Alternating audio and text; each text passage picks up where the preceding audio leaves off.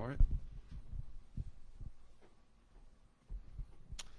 And I believe we are live. You are listening to WJMF 88.7 HD2 Smithfield, Providence, or you tune in at WJMFradio.com. I'm Brian Costa. And I'm Carter Adams. And this is Down to the Wire. Welcome in on the first official Friday night on the Bryant University campus. Carter, how are you feeling? As always, we got a packed show. I'm super hyped, and we also have a special guest tonight. If you want to introduce him. Yeah, we got our special guest and our personal friend Ethan Savoie in the house. Ethan, how are we doing? Great. I'm happy to be here with you boys. Yeah, dude. Usually we kind of you plan out our guest appearances a little bit quick, but this was kind of a spur of the moment thing, and I mean, it really worked itself out. I'm glad that you're on the show, man. It's a big fan moment. Yeah. Big fan right here. To hop on. This is my dream. I mean, we were just in between some Madden 21 and some shell matches, and it just came about, dude. Exactly. I'm pumped to see it. Yeah. We got a lot of stuff to talk about. J.J. Watt got released from the Houston Texans. We'll be getting into all that. But the first thing I think I wanted to lead off on was, on Wednesday night, Thursday, some what's going on? Just move the mic over. Yeah, all good. Going back into baseball news, Wednesday night, Thursday morning news came out that Red Sox ended up trading outfielder Andrew Benintendi to the Kansas City Royals in a 3-team deal. Kansas City got Benny. The Mets got Kansas City's 8 overall prospect, and the Boston Red Sox ended up getting an outfielder named Franchi Cordero and an A-ball pitcher. This move is really pissing off a lot of Boston fans right now, myself included. I don't know like your guys' baseball forte, but your thoughts. I really don't know who any of the names that you just said are. I'm sorry, I don't follow baseball. And here's the thing, I do, and I don't know any of them either, and that's the big problem here. Yeah, that is a problem. I mean, you were kind of voicing your frustrations a little bit about this earlier, Ethan. Yeah, it's definitely like Carter said. I really don't know a lot about baseball, but I do know that Boston sports. They keep talking about Houston losing all their star players. Boston's been getting hammered losing all our star players. It's ridiculous, and I mean, listen. I'll say this. I mean, I've never been. If the Red Sox are trying to move on from Benintendi and are trying to get prospects, I have no problem against that. The only problem here is that you got absolutely nobody in this deal. This was an absolute travesty of basically just a trade in general. I mean, Benintendi came up with the Red Sox, I believe, in around 2016-17. Came off, had a really solid start as a rookie, and then kind of proved it again in 2017 and 18. Was a part of a World Series championship run. 2019 he took a step back, and then around 2020 he only played about 14 games, batted 103 in those games, and just like that he's out the door to Kansas City. And frankly, I'm just very frustrated as a Red Sox fan. I mean, I really question what their GM Chaim Bloom is doing at this point. It's truly just ridiculous. It's just another big name out the door. Yeah, no. I mean, the guy they brought back in, Cordero, he's 26. He's older than Benintendi. So I mean, again, if you're trying to bring in prospects, then you go out and you get like top tier prospects in a guy's system. I don't know if you know the term 4A player. Basically, what a 4A player is that there's a player who may be a little bit better than being in the minor leagues of AAA, but cannot do it in the major leagues. This guy is a 4A player. He's a career minor leaguer. I don't see any positive way that this works out for Boston. The A-ball pitcher that they got has some promise. He's around our age, so I mean, they have a chance to work with him in the minors and build him up somewhere. But then they also got 3 players to be named later in the deal, and a lot of people have been saying, well, you turned Benintendi into 5 players. Listen, the player to be named later in baseball, it's one of those things where it's like, listen, you get a player to be named later in the deal because you can't work out the specifics of a trade, and then you send someone along later. Very rarely does the player that gets sent along actually have value. They're usually just a middling prospect who really doesn't mean anything to the organization. And just basically sending Andrew Benintendi away for what is essentially a bucket of baseballs is just an utter travesty. It's ridiculous. I can't believe that they sold him like this. I don't even have words for it. All at this those point. Boston girls are so sad now. Oh my god. Oh my God, they're mad that might be the fans hurting the most about this. Honestly, it's probably all the teenage girls sad to see. We know there's no promise for the Sox anytime soon. Oh no, like last year you knew they phoned it in the second they stepped out on the field, and I mean this year, I mean Chaim Bloom, like I said before, he seems like he has an idea of what he wants to do, but I don't think he's executing it in the right way. If you want to tear down the system, do it, but don't sign guys like this though and just don't make deals like this. I mean, if you want to get prospects, get legitimate prospects. Andrew Benintendi I feel like could yield a better market than this. I don't feel like he maximized his value. You should have had him go back on the field. Try to play a little better, and if he couldn't, you're not going to do worse than this deal. This was a complete and utter salary dump. This was ridiculous. Exactly. To see. It's also, where do the Sox go from here? They have no face of the team. You get rid of Mookie Betts a couple of years ago, losing Pedroia this offseason, and Tendy's gone. Yeah, where do they go? You got Bogarts to build things around there. You got Devers. So there are some spots, but for the most part, it's just a lot of platoon guys that they're going to be thrown out there. And like you said, I really have no clue. And I'm a very passionate Red Sox fan, and I don't know where they're going to go from here. Yeah, that seems like it's Chaim Bloom's mantra is, where do we go? Yeah. I don't know. Let's make a deal, though, right? So the thing with him is that he was a product of the Tampa Bay Rays. He worked down there for ages. He grew up in that kind of an atmosphere of like playing for a small market team. And when you are on a small market team, you kind of have to do things a little more creatively. You don't have the money of the New York Yankees and the Los Angeles Dodgers to go out there and just say, I want free agent player X. I'm going to go get him, and I'm not even going to think twice about it. They have to go, well, this guy here might be able to get us, might be able to, how his speed might be useful at some position. If we can utilize that, maybe we can make something out of him. And it's a lot of, give and take with these guys. A team like the Red Sox, you have money to go and get guys.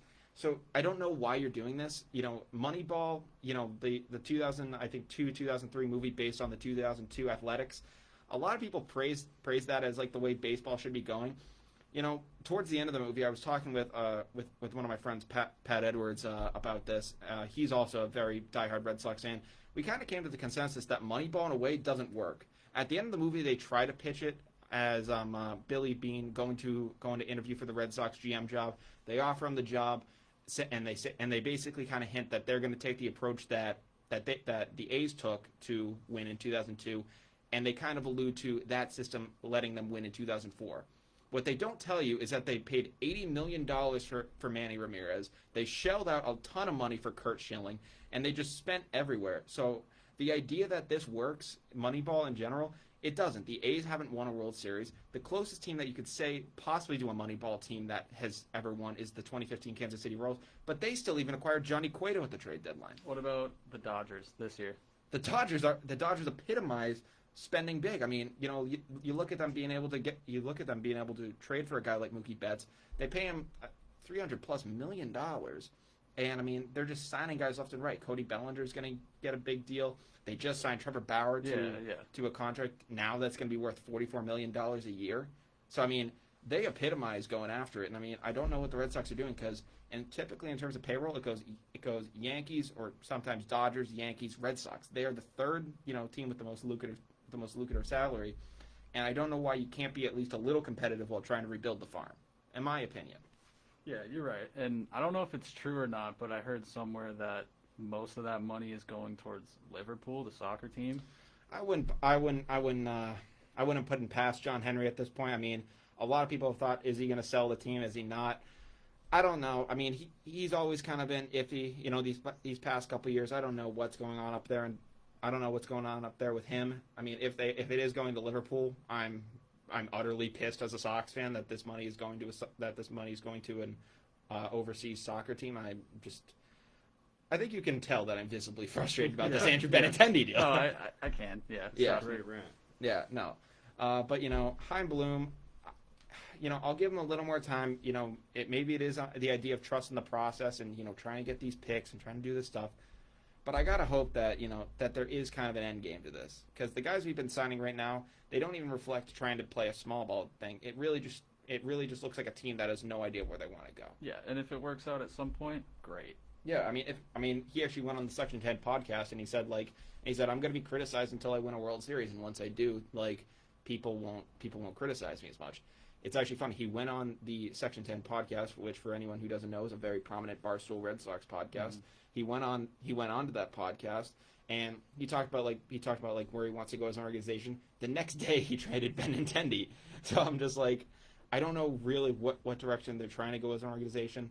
And as a Sox fan, I'm very pissed. I don't know. I just want the Red Sox to, at least tell us if you want to do a full rebuild. Tell us. That's kind of where I'm at this point. Yeah. So that was kind of my little spiel on the Red Sox and Benintendi. If you guys have anything you want to add, feel free. No, I think you hit everything pretty You took well. the words right out of my mouth. It sounds like your nerves got a little hit. I have just been. I mean, like when the news first came out, it wasn't anything shocking. Yeah. It was kind of known news at this point that the Sox were going to shop Benintendi. Just seeing it all, and again, if they had gotten a solid prospect for him, that's something to look forward to. But They couldn't even get like a top 15 prospect. Yeah. Like I know you're a diehard Sox fan too. It's Yeah. got to be frustrating. So the best possible guy they got was that A-ball player. He's the 16th ranked prospect. They couldn't even get a guy in the top 15. Yeah. So I'm just like, it's just exhausting to see what this team is doing. You hope they can do better, but it's just been a big letdown so far. You're right. Yeah. So that's my little spiel on the Sox. And that kind of about covers all the things I wanted to talk MLB wise. In NFL news, we hinted at the top of the show. Texans defensive end J.J. Watt has officially requested his release, and the Texans granted that earlier today. He's officially a free agent come this offseason. What are your guys' thoughts? Good for him. Yeah. He needed to get out of there. That is a franchise that is going straight into the ground. Oh my God. Next is Deshaun Watson. Yeah. I mean, I agree. yeah, no. Yeah, Deshaun. Well, the Texans have said they're not interested at all about getting rid of him. Deshaun will not play. Like he will he'd do sit out. everything in Yeah. his power to He'll- leave that team. And honestly, he has more than reason to. He'll that pull is a another Le'Veon Bell. team that really does not know what they want to do with the future. Yep. I mean, you let go. Arguably, Deshaun, I mean, he's been there for a couple of years now, but J.J. Watt is the face of your franchise. And to have your star player, should be a lifer with your team, want to walk away to be released instead of using him for trade bait or anything, they could have gotten some low-round picks for him. Instead, Yeah. they release him for nothing. Everybody's saying it's a respect thing. I don't think it's a respect thing. I think it's just a stupid organizational move. Yeah, no, I mean, you definitely could have gotten at least something for J.J. Watt. I mean, in my opinion, it's like, Deshaun Watson leaving talent-wise would be, a bigger blow, but I think just the fact that J.J. Watt requested his release and wouldn't even explore the option of a trade is a huge blow to the Texans organization. The fact that literally the face of Houston didn't even want to entertain a trade with them. Yeah, it's a sign of what's going on behind the scenes there. Yeah, and I know a lot of people have been coming at Deshaun Watson saying is this all justified? I believe it is. I mean, I got the privilege to watch Deshaun Watson play in the 2015 Orange Bowl down in Florida. We were actually kind of talking about that earlier today. I got to see him play back in college, and even looking at interviews, he always had like that cockiness demeanor of him, but it was always like in the sense of a competitive edge. He always had respect for guys in the league like Tom Brady. He back when Brady had 5, he was saying, "Oh, I want to win 7. I want to have that competitive drive." And just being on a team like the Texans, like they've just they gave him. Yeah. He was able to inherit D-Hop, but then just like the complete meltdown with Bill O'Brien and everything with that organization, it's just a complete seems like mess they right now. almost trapped Deshaun Watson with money there because they gave him a bag and then Oh my got rid of God. everybody. Yeah, I mean, D-Hop, once D-Hop was out the door, I knew that franchise was That going was into the the final ground. straw. Yeah, I mean, and that's that was, ridiculous. All that the was a while behind-the-scenes ago. stuff was coming out between Oh, him and yeah. the GM. It was ugly, and Yeah. there's some issues there. No, it's really bad. I think that I think that I don't really like the ideas of guys like requesting trades and doing all this stuff. But for Deshaun's sake, the way that the organization is going, it makes legitimate sense in my opinion. Yeah, get out of there, Deshaun. Yeah, exactly. I mean, if you're gonna have your number one receiver, I believe Will Fuller for only half the season, and you got Brandon Cooks as your second option, and you're still gonna put up almost 5,000 passing yards, arguably a top 5 quarterback in the league already. If not, you will be in a few years. That's a huge blow, and if you're on a team like that, you gotta get out of there. Yeah. You do. Yeah, he's trapped.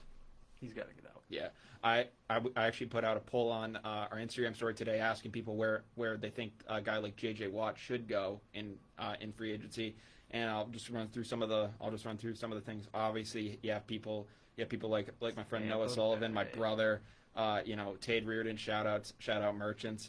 You have guys like that saying like, oh, go to the Pats. you know, I don't really see the Pats right now being able to lure in free agents right now with the way their season went. I think that Tom Brady, it's not even Tom Brady leaving. It's just the fact that they had such a lackluster season. Yeah. It's going to be really tough to kind of tell guys, hey, come here, like you can actually do something when. The first season without Brady, you go 7-9. I think it's gonna be tough until you can get back on your feet to really lure free agents here. Yeah, and I don't think the Pats are a good fit for J.J. Watt because Yeah. he's expressed before that he's at the point in his career where he wants a ring more than anything. He wants to win, and New England right now is not the place to do that. Mm-hmm. I see New England more as developing draft picks and rebuilding a team.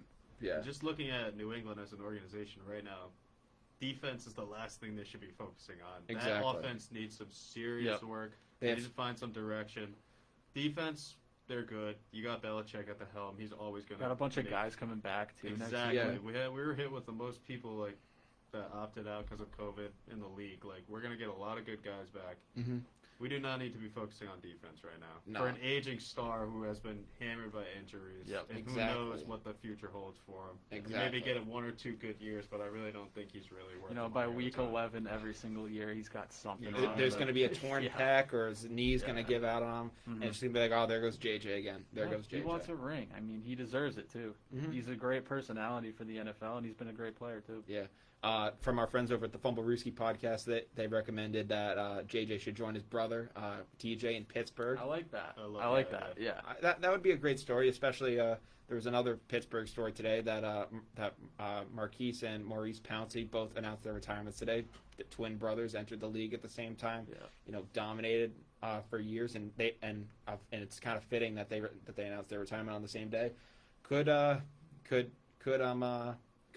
Pittsburgh be the place that J.J. Watt wants to call home? I could see it. I mean, he is going to be older, though, so it's going to be – I don't know if he wants to really be playing up in that climate now, especially as he's an older player.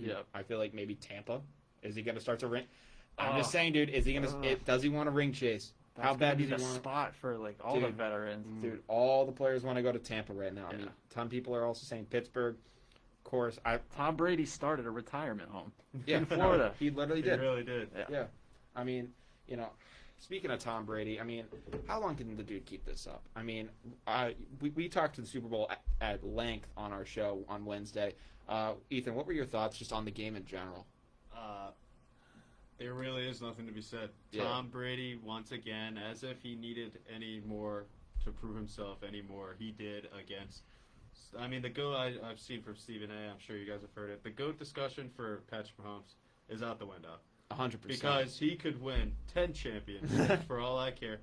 People will always remember losing to a 43-year-old, the person that you consider the GOAT at that time, beating him, not even beating him, destroying him. Yeah, and the biggest game of the season, I mean, he once again proved himself to all the doubters, going to a new team in his first year, new system, completely different system. I mean, but even more than that, I was amazed by the defense. Mm-hmm. We were talking about J.J. Watt going to the Bucs. That front four would be ridiculous. JPP and Dominic Sue. That is JJ. a Madden Ultimate Team. That is insane. That is literally a Madden franchise Ultimate Team type setup right there. Mm-hmm. But what I was kind of leading into with Brady, I mean, in that Super Bowl, we mentioned on the show, he had a Tom Brady football game on during that Super Bowl. He looked like he was back in his mid-20s. He looked really good in that game. He was slinging the football good. And it has a lot of people asking right now, like, how long can Brady keep this up? And, I kind of was wondering, is there a certain number of championships he's chasing? Is he trying to get to magic number 10? I'm not saying that he's going to do it, but is there a magic number that he's chasing? Or are they going to probably have to rip the jersey off his back? Because I feel like Tom Brady is more towards that kind of a guy. I feel like he's just going to win until he literally said he wants to play until he sucks. And after seeing that game, he doesn't suck at all right now. Yeah. He's playing. He's and playing it's going to be amazing. hard to suck with that team around you too. Absolutely. Exactly. He's put in a great position to succeed, and with a guy like Tom, he trains year round, incredible diet, incredible training. I really don't ever see him falling off. It's more of a fact if he loses that competitive fire, more than the athletic ability. And that's got to be something off the field too. Yeah. I don't think it's going to be anything in the game. He's seen it all. He can overcome anything. Exactly. It's honestly gonna have to be like someone like Giselle saying that she doesn't want him getting hurt It's going to anymore. be like his kids or something like that. I mean, it could be something like that, but honestly, I think it might. What it's probably gonna end up being, which I hate to say it, I think that you saw Peyton Manning come back from a broken neck, went to Denver, won an MVP there, and he was playing at the top of his game, and somehow he was able to survive the broken neck. But towards the end of it all, his arm started to go on him a little bit.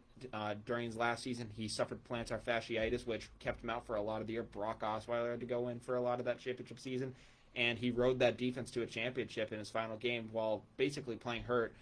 I don't want to say that's going to be Brady's legacy, but I feel like Brady is not going to go out until he literally thinks that he cannot play anymore. I think that, whether I like it or not, I think that's just Tom Brady's demeanor, and he's going to play until they literally have to cart him off the field. He is the GOAT. Mm-hmm.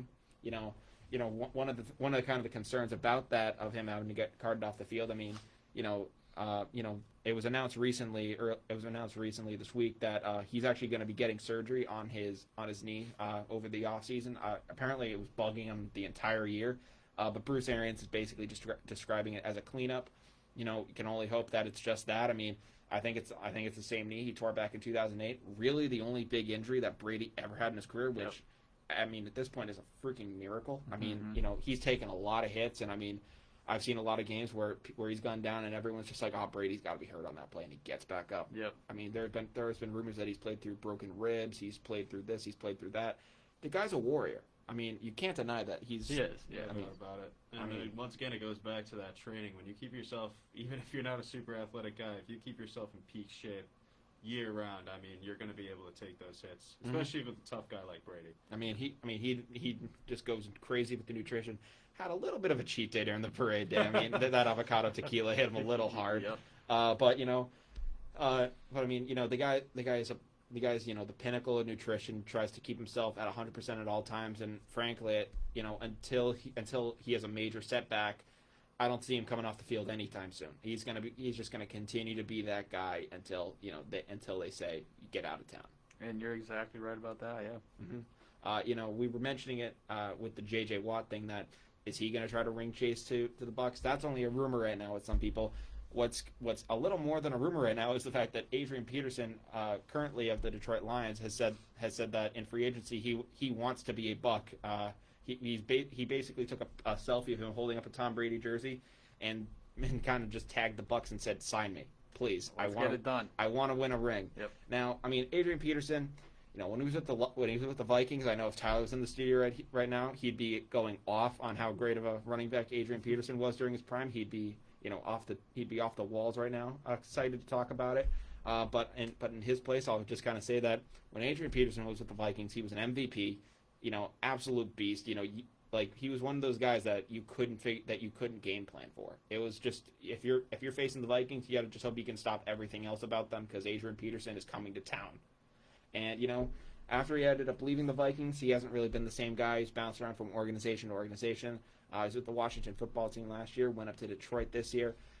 Had some success with Matthew Stafford, but do you think that he's got enough left in the tank to compete down in Tampa? I don't think he has enough left in the tank to really have an impact on that team, but I think he'd be a great fit on the sideline or something. Yeah. I mean, LaShawn McCoy came down there, and basically he didn't even play a snap in the Super Bowl. Yeah, he'd be something like that. So it could be a good leader figure. There are a lot of young guys on that team. Absolutely. I mean, Brady raises their average age. Yeah. 5 years. Yeah. I mean, you look at they're probably going to be their number one guy now. If Leonard Fournette leaves, he's going to get paid. Mm-hmm. But Ronald Jones, I think he shows some promise, and if you have somebody like Peterson to coach him. Yeah. Peterson really doesn't have to get a lot of carries. Maybe he'll get some third down carries because he's a little bit of a bigger back. Yeah. But it could be a good fit. I mean, more of definitely a ring chase, but could be a good throw him in at the one when you're about to punch it in or something like that. I mean, give him a few touchdowns. I mean, it's a ring chase, but I mean, and I'm not the biggest fan of ring chasing. I think that it's kind of petty, but I mean, for a guy like Adrian Peterson, he's a legend in the NFL world. I think that he deserves it at this point. He deserves to kind of have a championship on his resume, and I think that the fact that Minnesota couldn't deliver that for him is disappointing. I think that if he can go to a team that can appreciate him and get him his touches, and hopefully he can be hoisting the Lombardi at the end of it's in California this year, so hopefully he can be hoisting the Lombardi in SoFi Stadium. I hope that he can do it. Let's hope so. I mean, he actually looked very prominent in the Thanksgiving game against forget who they were playing, but he scored 2 touchdowns, was looking like the Adrian Peterson of old. I mean, especially at least on the goal line he was. I think in that power back scenario, Ethan, like you were talking about, he could definitely be effective. That's actually a great take. That's really nice. Yeah. But then also in NFL news, we kind of hinted at it at the end of our show. We didn't really know too much about it, but we were kind of talking about how Russell Wilson is a little bit disgruntled with the Seattle Seahawks organization. There are some rumors that he wants more input with the team and really isn't getting it at this point. And some people are saying, is Russell Wilson going to want to be traded? Where is he going to go? Do you think that he's going to end up being traded, or do you think that the Seahawks are going to smooth this over? No, I think that's one of those things that's just for publicity. I really can't see Russell Wilson going anywhere. Yeah. Ethan? Yeah, I agree. I agree with Carter. I really don't see him going anywhere. That's probably one of those things, whether true or not, big or small, that just gets pushed out to the media just to have another story. No, I mean, the entire reason why the Legion of Boom disassembled was because Pete Carroll was defending Russell Wilson. Mm-hmm. So I think he's got it too good in Seattle too. He does have it really. He does have really good in Seattle, and I think that they have guys like Tyler Lockett and DK Metcalf who will help him out a ton. Exactly. I mean, if you gotta find a way to re-solidify that defense, do that. Target that in free agency. Take some of Russ's input. I mean, again, he's not the final say, but he's a big part of your organization. It is kind of a players' league now, and I think that you do have to kind of respect it in a way. Mm-hmm. So, but at least I don't think he's going anywhere, and it's not because I don't think that things are going to get smoothed over so easily. I think it's just purely because you saw what the Lions got for Matthew Stafford. They got 2 firsts, a third, and the other team's quarterback. What the hell is it going to take to land Russell Wilson? Yeah. I mean, if you're getting that for Matthew Stafford, and I mean, let alone Matthew Stafford's been in a terrible situation his whole career. He could go to Los Angeles and tear it up. We don't know, but I mean, Russell Wilson went to a franchise in the Seattle Seahawks who historically haven't been as great as maybe not as bad as the Lions, but they haven't been as great either throughout their history. But he came in and he became that guy, and he was the quarterback of a Super Bowl winning team. So, I think it's going to take a lot more for teams to land Russell Wilson than it would for Matthew Stafford, and I think it's going to take more than it would to land Deshaun Watson. I mean, Russell Wilson doesn't even just bring his talent; he brings just his personality, and he's a great guy. So I think having him in the locker room is also going to be insanely valuable. I think me personally, if I were Russell Wilson, I stay because thinking about the NFC, you got to think there are a lot of great teams, but a lot of those great teams have aging quarterbacks or quarterbacks that are going to be on the move. Rodgers, who knows if he's going to stay in Green Bay? Yeah. Brady, I mean, we talked about it; he could play forever, but at the same level. We never know when he could retire. Breeze is gone. So a lot of the top contenders are going to be kind of falling down the list. Maybe Seattle could jump up there and maybe make a good run. Honestly, I think he's got to give it another year at least. Honestly, I hope that he stays. I think that Russell Wilson, if he could be a Seahawk for life, that'd be great. I mean, I know we're not really seeing quarterbacks stay with their teams we're staying with one team anymore. I mean, I thought we were going to see it with Tom Brady, but that got all screwed up, and unfortunately, he's now with Tampa Bay Buccaneer and a 7-time Super Bowl champion because of it. But I hope that things can get smoothed over in Seattle. I think that Russell Wilson as a Seahawk, it works out very well, and I think that good things can happen when he's on the field and is tearing things up for him. I think Ethan's spot on though. I mean, a lot of the quarterbacks in the NFC are getting up there in age. His time is definitely coming. The competition's going to thin out. I think the same thing kind of happened for Brady as he got older too. In a way. Peyton Manning was out of the league after Super Bowl 50. He still won one before, but won 2 after, went to 3. Mm-hmm.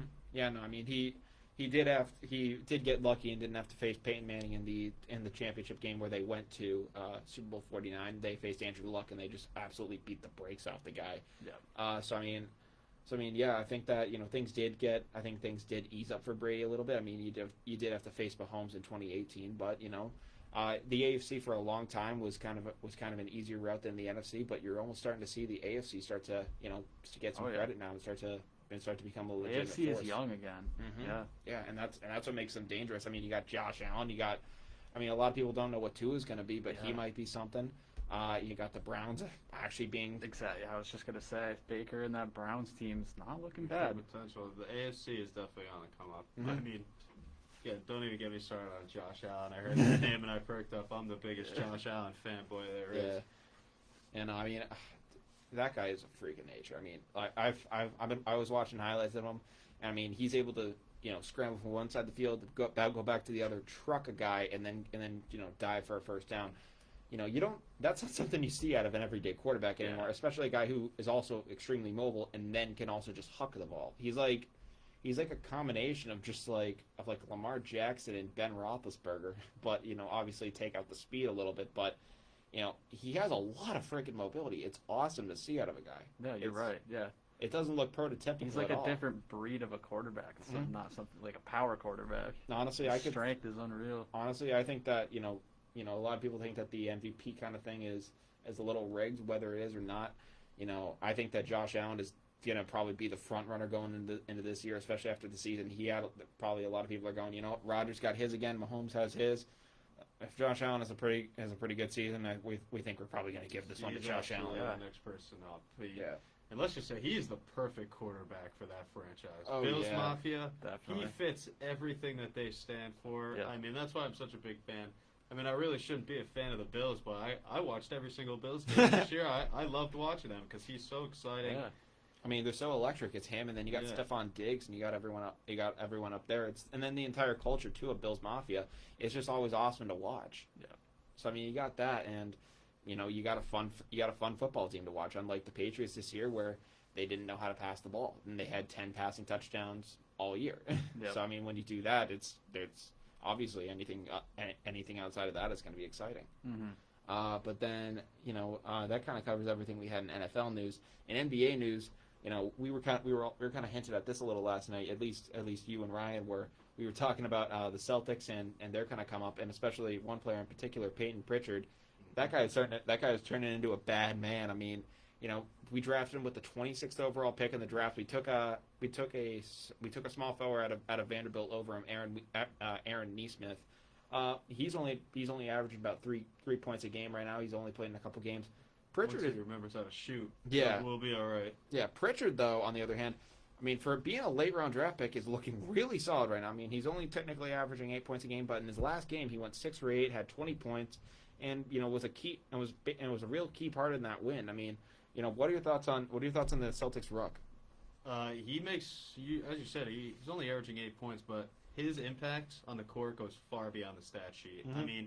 I mean, 20 points last night, that's great, but his IQ, you can see it. His IQ, his competitiveness. I mean, he's shifty. I really think he's the point guard of the future. With Kemba getting old and really not playing that great, he's been giving me some headaches the last couple of games. Dude, if we could ship Kemba and get a big guy, that's got to be the way we go. I would have no problem with starting Payton Pritchard.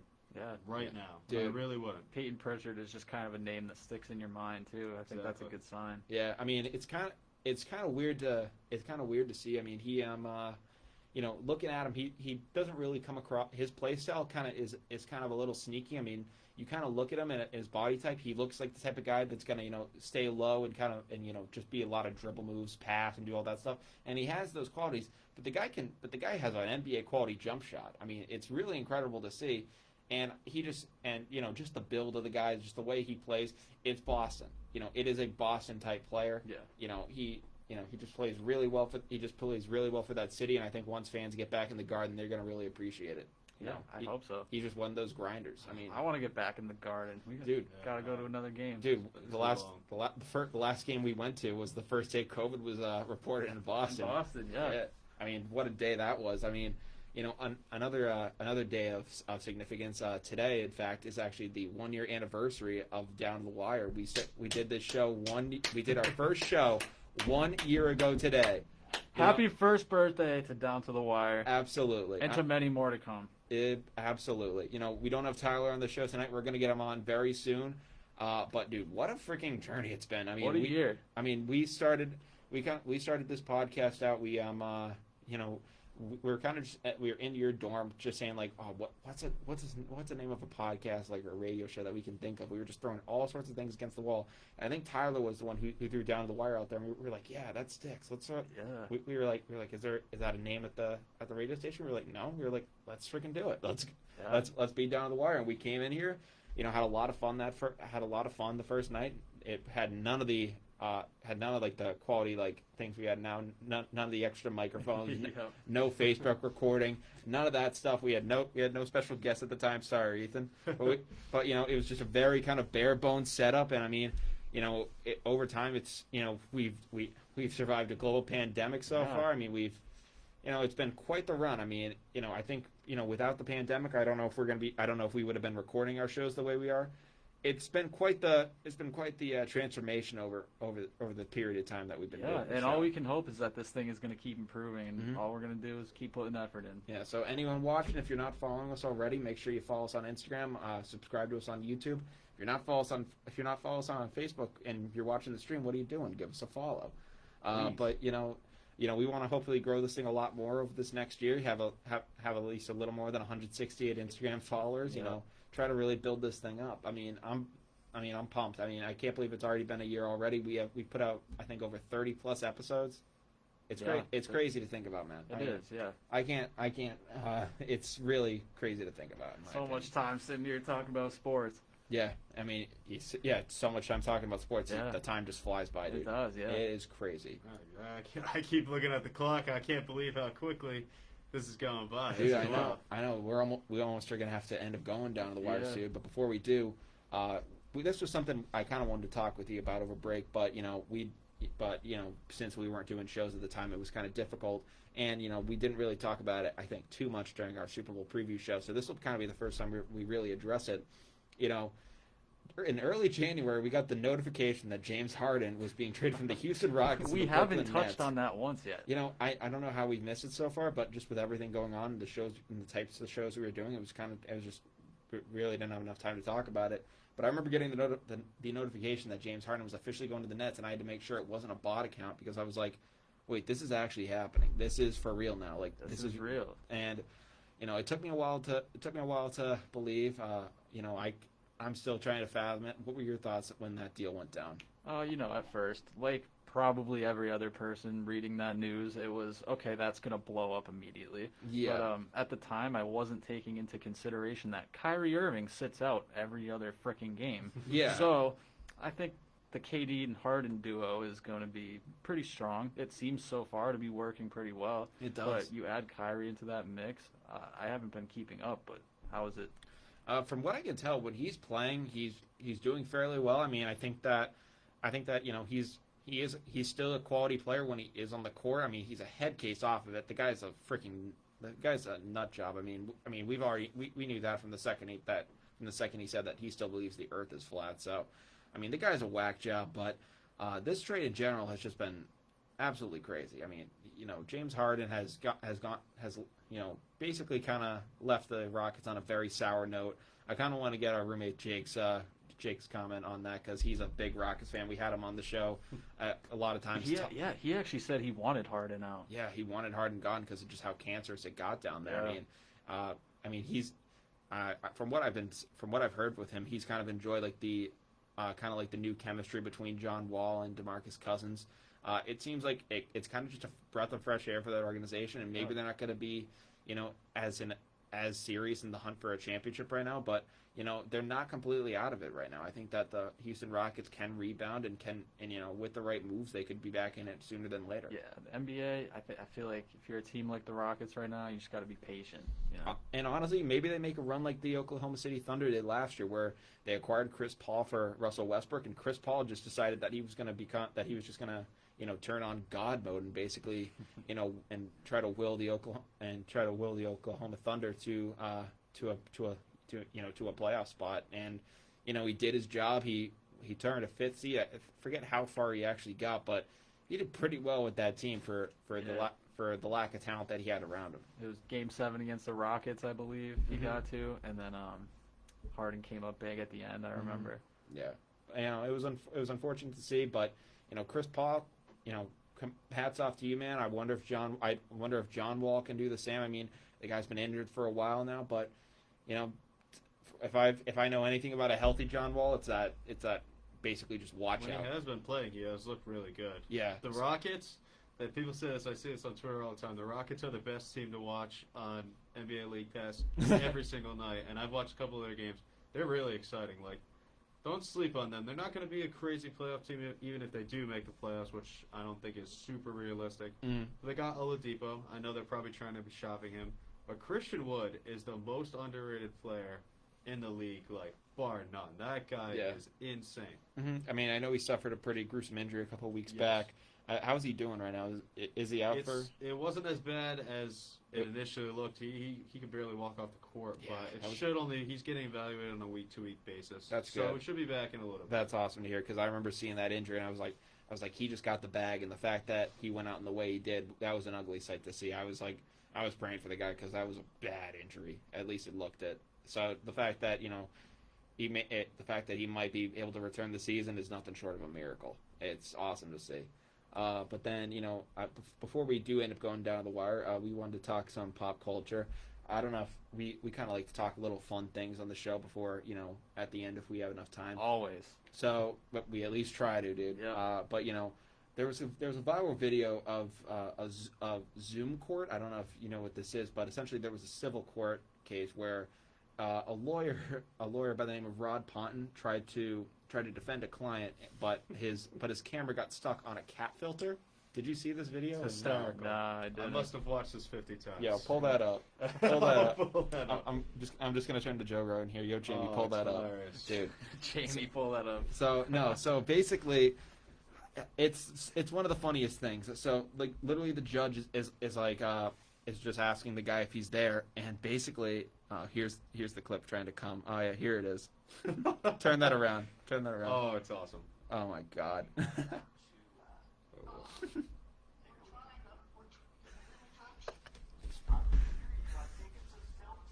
Oh, yes, I did see it's this. hysterical. Oh, that's horrible. Dude. How does that even happen unless your child I is have using no your clue. computer? And the best part is he goes, yeah, I'm the lawyer. I'm not actually a cat. I'm not actually a cat here, guys. And I was like, I think everybody knows it that. was just like, we know, buddy. We know you're not actually a cat. That was just like one of the most ridiculous videos that I had seen so far of the year. And if you had gone back to our first episode and you had shown someone that, they would have just been like, well, why weren't they just actually in a court? That like that's a joke that only works now. I mean, it was one of the Yeah, you're right. I didn't even think about that. Yeah, it's just one of those things that I'm just like, the humor that we have now developed because of this is just ridiculous and it's absurd. I mean, that was one of the funnier videos that I've seen. I mean, it's just such a ridiculous video, dude. I mean, that his client has to feel real bad about how he's gonna end up doing now. His lawyer shows up. Yeah, and, he's facing some time. Yeah, he's probably just like, all right, yeah, just take me away. I'm going to jail. I'm not great points, but I can't take you seriously. Yeah, but sir, you present a fair case, but you're a cat. I can't get this image out of my head. Your client is going to jail. We're so sorry. You honestly might as well too for that. Atrocious. Nothing you can do now. Sorry. Yeah, that guy probably just felt so defeated after seeing that. He was just like, I'm screwed. I have no shot now. But yeah, no, that was awesome to see. That's great. We talked about a lot of good stuff on this show. We actually have a comment. I don't you want to read that? Daniel Adams, my father. Nets. Too many Chiefs. Not enough Indians, Native Americans, indigenous people. I really don't know what that means. I don't either. Sorry, Dad. I really don't know what I have means. to guess what that means essentially. Stars. Yeah, it's probably the idea of too many cooks. Which, which is probably just meaning that like, there's too many big egos on that team, which 100% I agree with. There's way too many clashing egos. I mean, Kyrie, KD, Harden. That's like the toxicity trio of the NBA, and the fact that they're all on one court together. I'm surprised that there hasn't been a radioactive meltdown in Brooklyn. Oh, it's gonna happen at some point though. Oh yeah, and You're right, Dad. I mean, Steve Nash for Coach of the Year for keeping this thing together so far. Good for him, man. I mean, when that thing blows, that's gonna be real bad. There's gonna be some sort of fight. I mean, I don't think it's going to be Gilbert Arenas brandishing a weapon in the locker room bad, but it could be pretty bad. I don't. It's not gonna end too pretty. I don't know why, but I really don't see KD getting involved as much as Harden and Kyrie. Oh, That's where I see the beef. That's where I see it from. So I mean, Yeah. KD always has the thing of being a snake with the Warriors, but but if it's gonna come from somewhere, it's gonna be from those And two for guys. the most part, he is a decently classy personality. KD, Yeah. I agree with you. I mean, he's kind of about his business. I mean, whether you want to say that he won his rings in a crappy way, he's won his 2 rings, and I think that in a way might have matured him in a sense. Yeah. You know, just knowing like, hey, I got mine. Now I'm trying to do it on my own with this team. I mean, you're not really doing it on your own, but he's trying to go to a new franchise and do it. So I mean, hopefully, he can be a voice of reason, and saying that Kevin Durant is a voice of reason is really troubling for your franchise. Well, But Harden almost seems like he can just do anything he wants now. He Yeah. can change his weight with the snap of a finger. Yeah. And he literally just shedded a fat blows my suit. mind. Yeah, that was ridiculous to see. The thing you got to remember with the Nets though is it's so easy to forget because they have so many star players, a bunch of egos, but they have the best coaching staff in the league. If you think about it, I mean, Steve Nash, first year guy, he probably does absolutely nothing on that bench because you got Mike D'Antoni, I believe, is now there. Yeah. So he knows how to handle Harden. They were together for what was it, 8 years? This is true. Yeah. You also got Amari Stoudemire too. Yeah. Exactly. You got a lot of former players, which I think is Yeah. very key for when you have a lot of egos in the locker room, because they were all in the locker room at the same time before as players. They know how to handle situations like that. The Nets definitely knew what they were doing. I think they were all in on Harden coming, even since this past offseason. That's I think when the rumors started to come out in the first place. Anyways, that's probably why they got Steve Nash. He's a smart, mellow guy. I think he might be, instead of being an on-court coach, he'll be a really big locker room guy, and I think he might actually help them Yeah, to a championship. and I know you talked about player relationships. Steve Nash and Amari played together on the Suns, so I mean, they definitely kind of have that relationship, and they know and they probably know how locker room beef and all that stuff kind of goes about. So I think probably them understanding how that dynamic works is also going to be a big help as well. Definitely, but I definitely see Steve Nash more as being like a Player up coach, top, like face of the coaching staff, Yeah. more than actually being effective on the court. Yeah, I don't think there's going to be too many Steve Nash calls. It's going to be a Exactly. lot of just Yeah.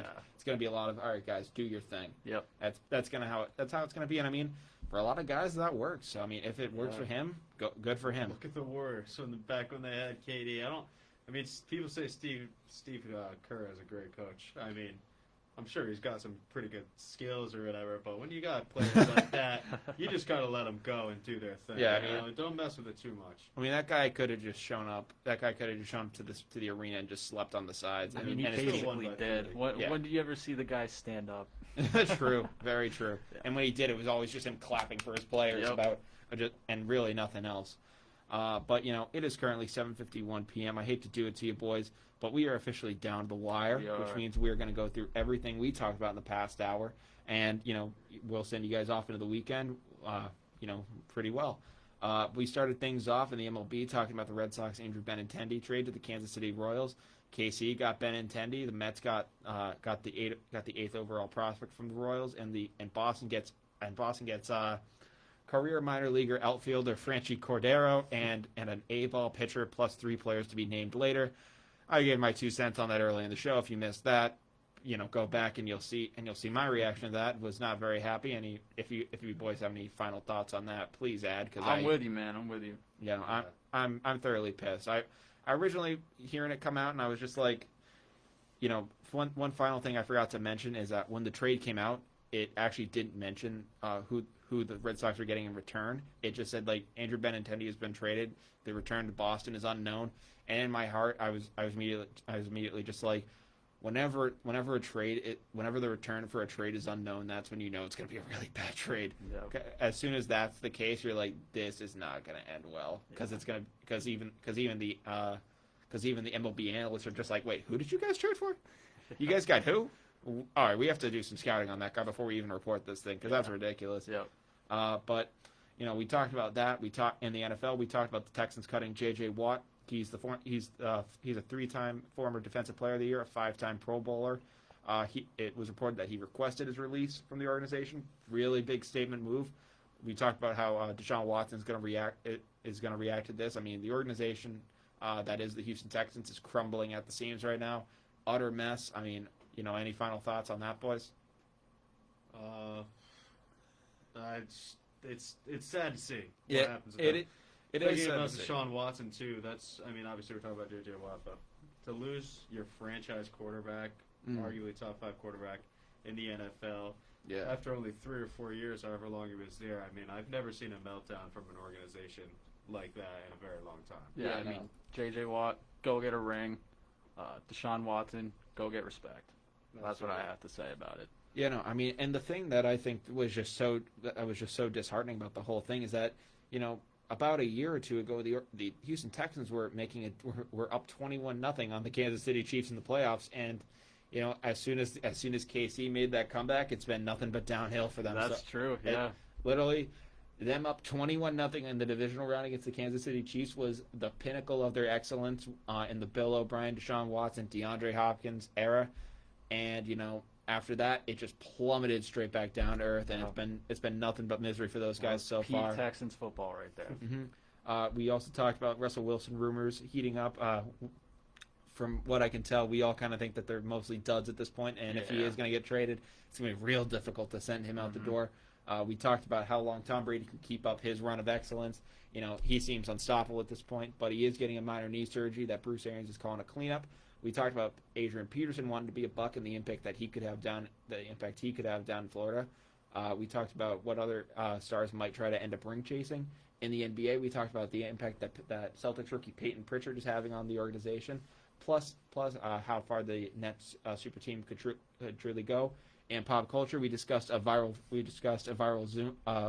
video of a Zoom court lawyer having a cat filter stuck on his head. And we discussed this being the 1 year anniversary of Down the Wire, and just what a crazy ride it's been on. It's been awesome to be on this ride with you, Carter. Tyler, we know you're not sitting right here right now, but we'll get you back on the show soon, buddy. Ethan, it's been great to have you on the show, man. Ethan, thank you for coming on. I'm so happy to be here. I'm happy you guys had me on. Dude, it's been a pleasure to have you on. We love having guests on the show. We're going to try to be doing a lot more of this throughout the semester. But it's currently 7:55. We're going to let you guys get started on your weekend nice and early. From Down to the Wire, I'm Brian Costa. I'm Carter Adams. And we'll let you guys have a good weekend. Take care, you guys. Until next time, see ya.